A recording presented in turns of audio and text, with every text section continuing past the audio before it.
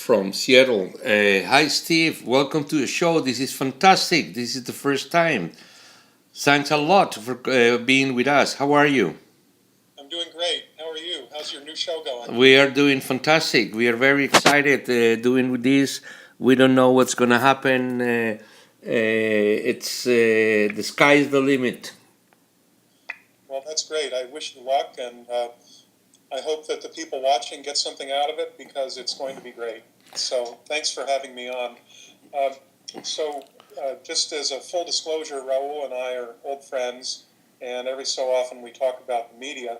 Um, my profession is industry analyst, and my area is the media, digital media, meaning television and video mostly. And one of the things I do is I do research and I write reports, and the one that I've been into lately is about the security of content. And so, if you think about content, well, what is content? In my world, it's television, it's movies, it's online video, and anybody who hasn't been sleeping under a rock for the last few years will know that video has changed a great deal, a really great deal. It's a revolution underway. Think about just a few years ago, you would go home, you turn on your television set, you might have friends over, you might have other family members, and you watch TV together. Well, today, everybody watches TV on their own little isolated screen. It could be anywhere, it could be anytime. Maybe you recorded a program that was on last night, and finally you get a chance to watch it. And so there really has been a revolution in television and video. And it's not just something that's going on here in the States, it's going on everywhere in the world. I'm sure that everybody watching here has watched TV on something other than a TV set. In fact, now it's almost old-fashioned to watch TV in your living room. It's just not that common anymore. So in my current assignment, thinking about the security of video, it got me thinking about a number of different things. So what I'm going to do is I'm going to share a little presentation here. And give me just a moment, because it makes it easier for me to talk about this in some kind of orderly fashion here. Give me just a second.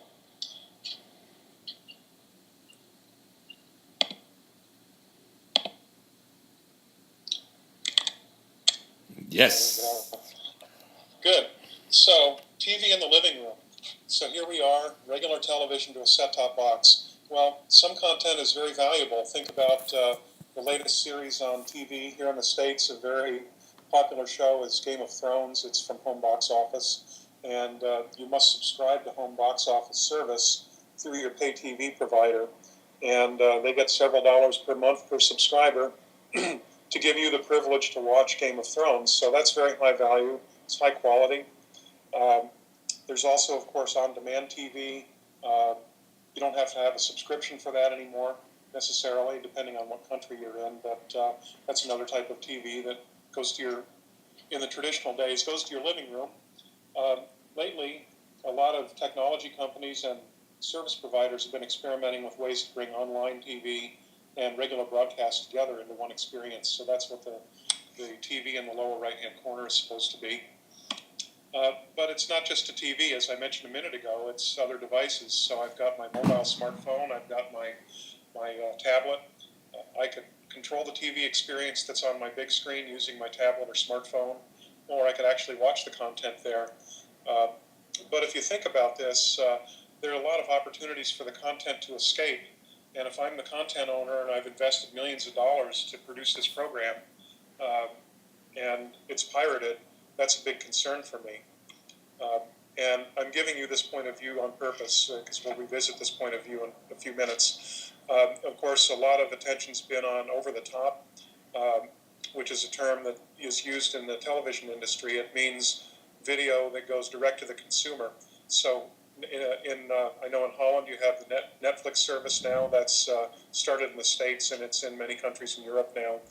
We have a service here in the States called Hulu, which is a joint venture of several of the television networks, and it's similar to Netflix, but it's TV programs. And then you have companies like Amazon that are offering their own on-demand service. So once again, all these things have value, and they're premium. We use the word premium to mean that you pay for this service on a monthly basis. In fact, anybody who uses a Samsung Gallery, a Galaxy phone, or uses an iPhone from Apple, or has a Roku, or maybe a Google box. In the States here, we have something called a Chromecast from Google. It's a little device that you put on the back of your TV set, and it brings you the whole ecosystem of Google Play, just like on your smartphone. So it's not just the TV program, it's not just the device that has to be protected. Now these companies want to protect entire ecosystems from piracy. And just to give you a sense of how valuable programming is,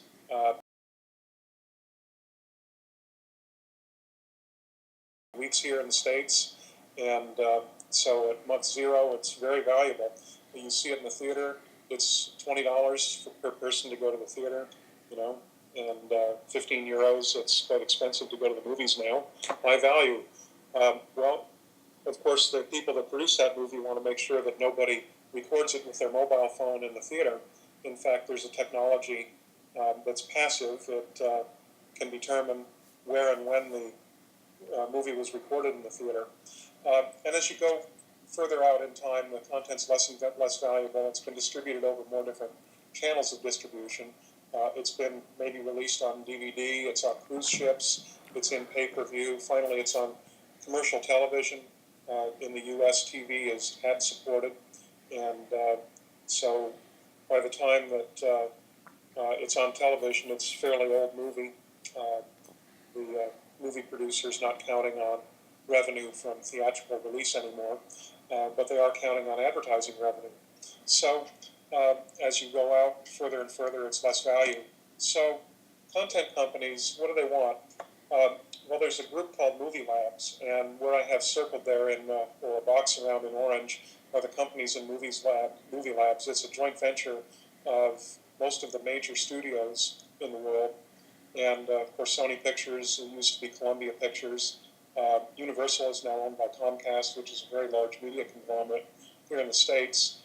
Fox is News Corporation, which has a stake in Sky pay TV services in Europe and Australia, and is no longer a majority partner in DirecTV here in the States, but they used to be. And, of course, the Walt Disney Company. So very, very powerful companies. And their goals are they're very honorable. They want to provide consumers with a high-quality experience. They want to make sure that the creators of the content get paid, and they want to offer something. They want people that offer video services and video content to do it in a way that doesn't interfere with the experience. The last time you had your iPad or your computer on, you were waiting for an online video because it was buffering. That's a poor experience, and part of the purpose of these new technologies is to try and reduce that as much as possible. So the goals are very good. I don't think anybody has an argument with the goals, and if I'm investing a lot of money in a movie, I should be paid for it. If I'm an artist and my livelihood is dependent upon being an actor, I hope I'm rewarded for the effort that I make. Well, so think about that, and then think of all the different ways that these movies are distributed. We talked a minute ago about all the devices and all the services. So we have linear TV, we have pay TV, we have video on demand, and in the middle are all these boxes that represent different kinds of streaming technology. And then on the right, there's just a myriad of devices. So it's a very complicated task.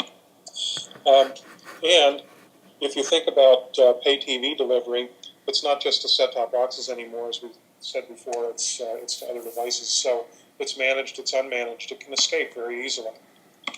Now, if we look at it from the point of view of infrastructure, what are all the pipes?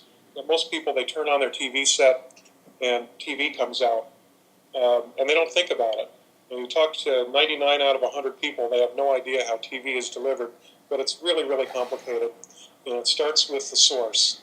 On the left is a content provider. That could be a broadcaster, that could be a movie studio, and all of that content needs to be secure against piracy. Somebody could intercept that signal on the way to your local TV provider. So that has to be secured against piracy.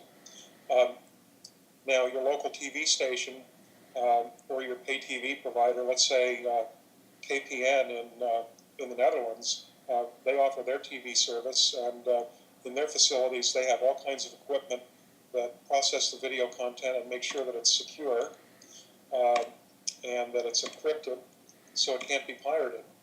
And that's for distribution over the internet as well as distribution in traditional to your set-top box. The security has to be controlled, so there's a bunch of computing resources that control security as well as the quality of experience. Once it leaves, let's say KPN, to use them as an example again, it then has to go over their network to reach your home. And there are different types of networks. It could be a mobile network, it could be over satellite, it could be cable TV, it could be fiber to the home. And all of those things need to be secured. So the picture I'm trying to paint here is that this is an ecosystem. It's very complicated, and there's a lot of security pieces involved. It's a lot of moving parts. So I imagine that at least half of the people watching this have no idea about this, and yet this is a major concern for just about everybody involved in distributing content. Once it gets to your home, in some countries, the United States in particular, and I know there's a service in Europe called Verizon from Liberty Global. They use a device called a gateway, and that will distribute TV to these other devices in your home. And that has to be secure. Otherwise, it's pirated. And a big concern, of course, is, gee, I'm watching the World Cup, I'm watching the football match, and here's Germany, and they're about to make the final goal, except somebody in another country is watching where there was no distribution rights because the signal is pirated and it was redistributed. So once again, everything has to be secure. It doesn't even stop there. Even the connections are secure. So now these content protection technologies have the ability to turn off the connection to your TV if you haven't paid your bill. So one of the terms used in this industry is conditional access. And when somebody asks what it means, I always say, under the condition that you've paid for this content, we'll give you the access. And that now extends all the way to the connection to your TV set. So what happens back here at the output of your set-top box going to your TV? What if I had a device, like let's say I had my computer connected and I was recording that? Well, one thing that is now possible with set-top boxes is they can put a piece of software in the box that does watermarking. So it puts an invisible pattern in the video signal that you can't see. And you've seen watermarking before. If you think about the logo in the lower corner of the game that you're watching, that's a really old-fashioned technique of watermarking. Right now, they're not visible. And the way you protect them is with that watermarking thing. And the magic about watermarking now is that somebody tries to reverse engineer the watermark, they can't predict where it will be in the next frame of the video. So if video escapes, if you decided to take the TV program that you recorded on your computer and burn a DVD and make 100,000 of them and sell them in Thailand, eventually somebody will get a hold of that video and they'll be able to figure out exactly who did the piracy because their set-top box was watermarking the video. So to summarize, video can be secured before it's distributed in the content itself using digital rights management, encryption, and watermarking. We looked at that diagram a minute ago where it went through distribution all the way to your set-top box, and there are various technologies there.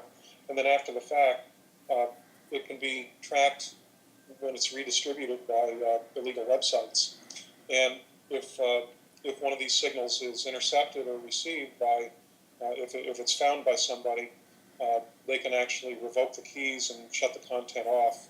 So anybody who thinks that they'll be able to record TV as your device ages and you replace it with a new device, all of the new devices coming into the consumer world will be able to support this framework of security. And it's an ecosystem. There's an evolution involved, and it's a moving target because the business of TV changes. It's very complex. So what do content owners want now? Given this complexity and all these new devices, well, first they want to make sure the pipeline is secure. So if you remember back to the diagram a minute ago, a pipeline from end to end, from the beginning where the content starts to the end where you watch it, the want to make sure that nothing can escape. Watermarking, I mentioned Movie Labs before, this consortium of major movie studios. This is a technical specification that Movie Labs issued last year, and they are dictating that anybody who wants to distribute their content will be able to secure their distribution, watermark the content, and not only that, but in the device that you play it in, that has to be secure. And security extends to the fact that every device will have a unique identification, and the content you watch on a device will be bound to the device. If you try and watch it on a different device, you won't be able to. And it has to be a trusted environment, meaning that if somebody they try to make it invisible and not able to reverse engineer. So that's all great, and I think everybody's eyes are kind of glazing over at this point. The point I want to make here is, has it gone too far? With all of this technology and all of these rules that the content owners have, they can flip a switch and they can decide, somebody can decide, we won't let you watch this anymore. And they can flip a switch and bang, they'll disable the output to your set-top box, or they'll disable the player on your mobile phone. Here in the States, there's a big argument about network neutrality, the neutrality of the internet. Do you have to pay to play on the internet? Is there a fast lane and a slow lane? And I think all of these questions go together. If any one party becomes too powerful, it can be really dangerous for the average person that simply wants to watch a movie. So I think I'll leave you with that it's a big concern, and I think we all have to think about where the boundaries are. On one hand, it's perfectly honorable for somebody to want to make money distributing content. The content owner, the actors, the talent, everybody needs to be paid. And you as the consumer, you want to enjoy a high-quality experience. But what happens if somebody decides they don't like what you're doing? So I'll leave you with that, and we'll come back. Steve, a million thanks. Come back there. It was great. We hope to see you soon again. Yeah, I hope to see you again. This was fantastic. Yeah, in our opening night. Great. A million thanks. Take care. I'll phone you in a moment. I'll phone you on the phone in a moment. Take care. Good. Ciao. Good night, everyone.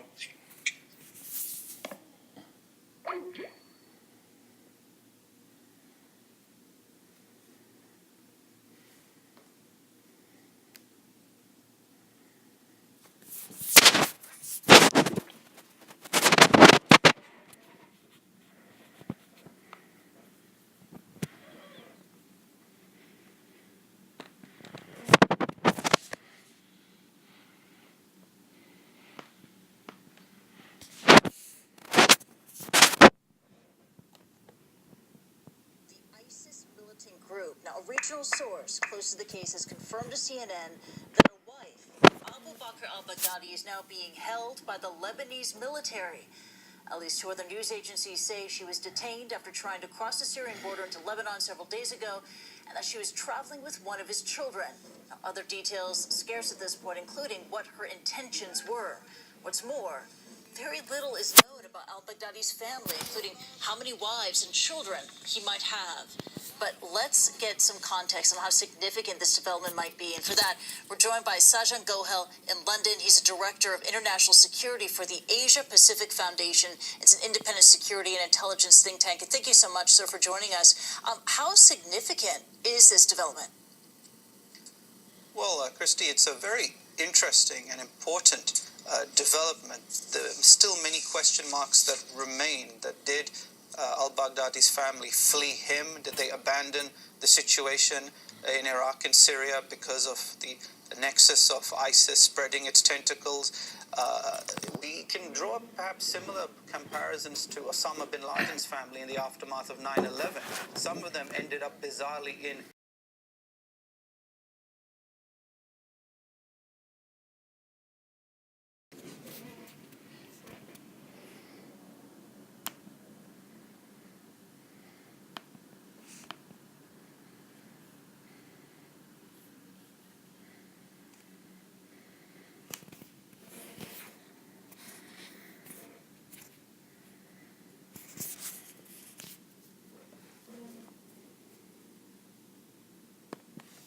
intensify his country's war on terrorism after a new spate of attacks by al-Shabaab militants. Earlier Tuesday, the bodies of at least 36 workers killed by al-Shabaab were found in a quarry in the northern part of the country near the border with Somalia.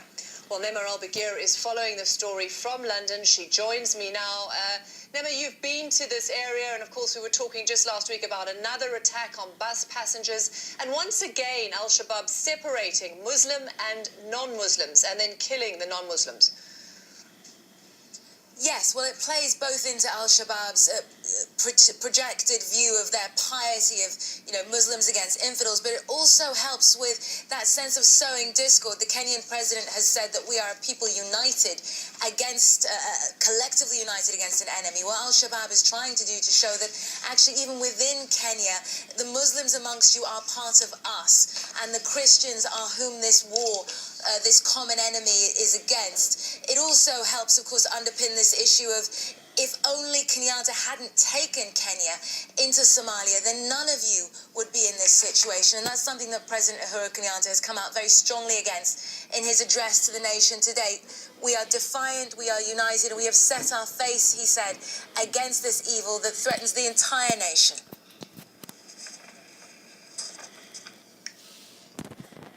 Hi there. Okay, sorry, I thought you were going to a soundbite there. What I think is important is that this seems to be perhaps one of the first times we're seeing some sort of political fallout. There have been a number of attacks going back to Westgate Mall, and there hasn't been this kind of top clear out of the top security apparatus. I mean, what do you make of it, and how much of a difference will it make to this war on terrorism for Kenya?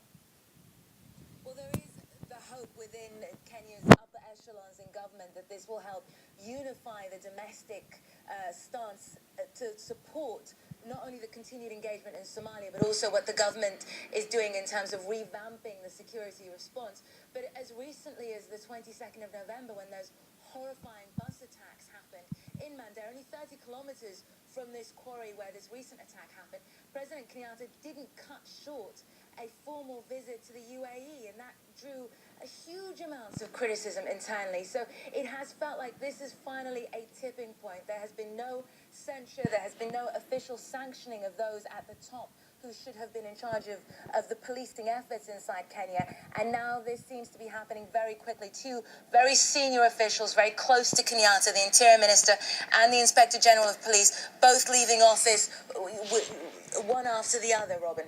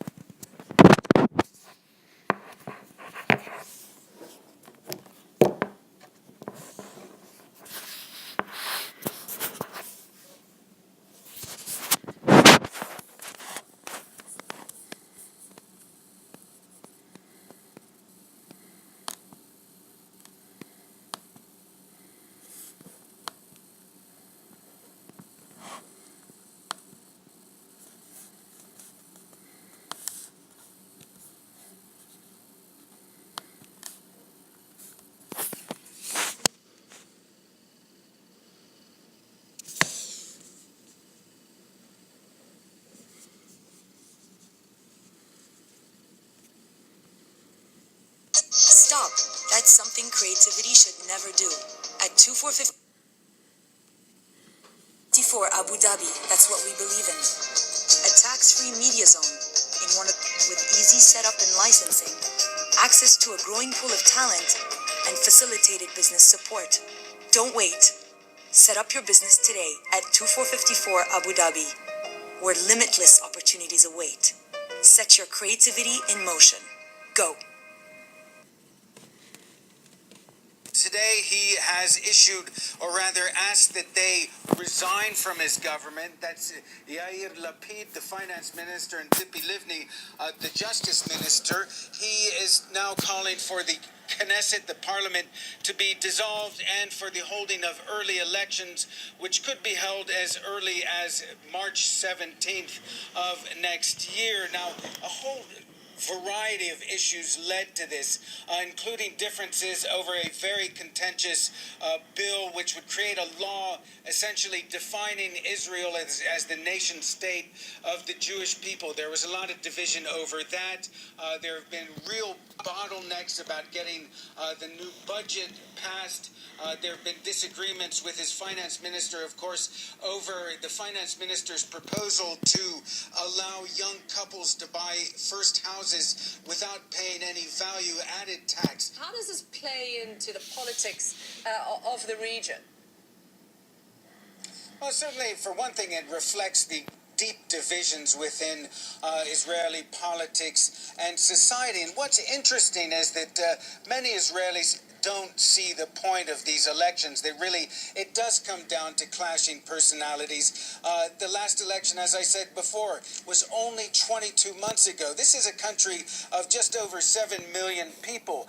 Elections can be very expensive. The economy is in trouble at the moment. And the feeling is that the politicians have to get their act together, and they don't seem to be doing it. In fact, one Israeli analyst saying that nobody wants these elections, only the politicians at this point. Now, as far as the regional dynamic, it doesn't play such a big role at the moment. Of course, the Prime Minister did conduct a 50-day war with Hamas in Gaza. At the time, or at least at the beginning, he enjoyed a lot of popularity. But as it went on, week after week, he saw his popularity diminish dramatically.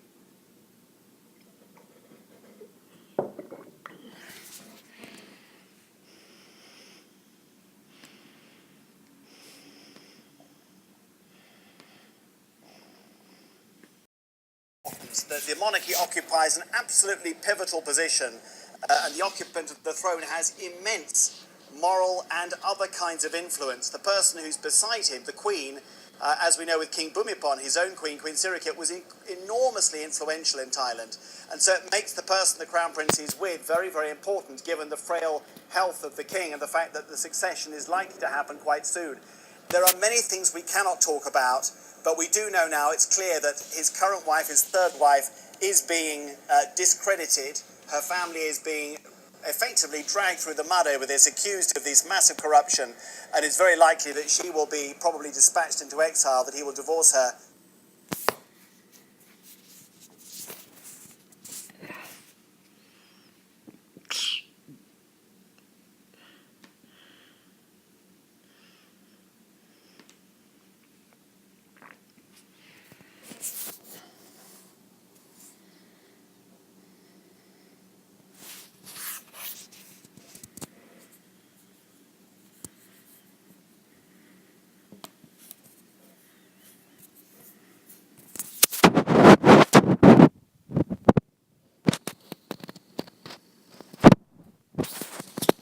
When searching for a good bank, you have to be very discerning, so you don't get one thing and miss out on others. Well, your search is over at First Bank. We offer a variety of products and services made with you in mind. From flexible loans, easy access to cash, bill payments from anywhere in the world, to savings for the little ones. Make that switch today. Contact us to learn more about the many products and services we have designed for your convenience. First Bank, truly the first.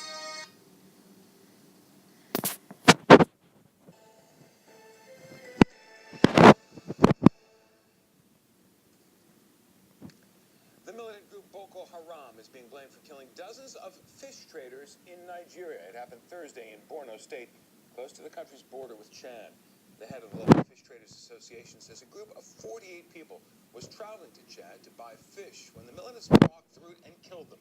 The official says the attackers didn't use guns, but slit the throats of their victims to avoid drawing the attention of multinational troops policing the area. In Kenya, meantime, police are in pursuit of al-Shabaab militants who ambushed a bus near the border with Somalia Saturday. Officials say gunmen shot passengers who were unable to recite verses from the Quran. At least 28 people were killed. Kenyan security forces tracked down and demolished the attackers' camp. Al-Shabaab says the attack was in retaliation for police raids on mosques in Mombasa last week. David Gartenstein-Ross joins us now from Washington to talk about the rise of Boko Haram and al-Shabaab. He's a senior fellow at the Foundation for the Defense of Democracies. Thanks so much for being with us. Boko Haram in Nigeria, al-Shabaab in Kenya and Somalia. Are we seeing two facets of the same extremism? We really are. These groups are very much on the same page ideologically. Both of them are committed to an extremist Salafist version of Islam.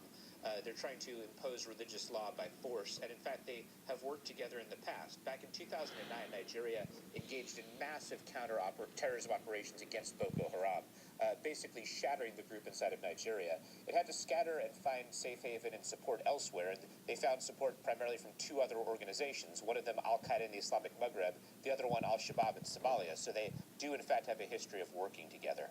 Now, we're talking about the Kenyan governments, the Nigerian governments. At times, their responses have seemed similar, but at times very different. Most recently, we've been hearing about the Nigerians hoping for some kind of ceasefire. Have they had the same strategy? Have they had the same level or lack of success?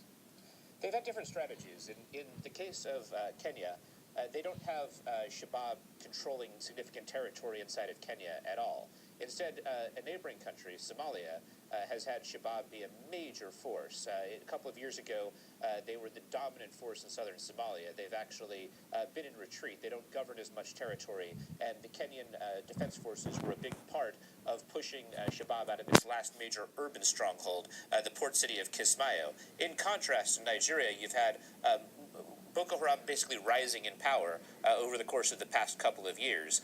In Borno State, it controls the majority of territory, and the videos of what it's been able to do are awful. It's been able to implement its very strict version of Sharia law. They recently released a video which shows them undertaking the stoning, basically where someone is being stoned to death, and there's these crowds who are coerced to be there, quite obviously, who are cheering it on. It's extraordinarily macabre.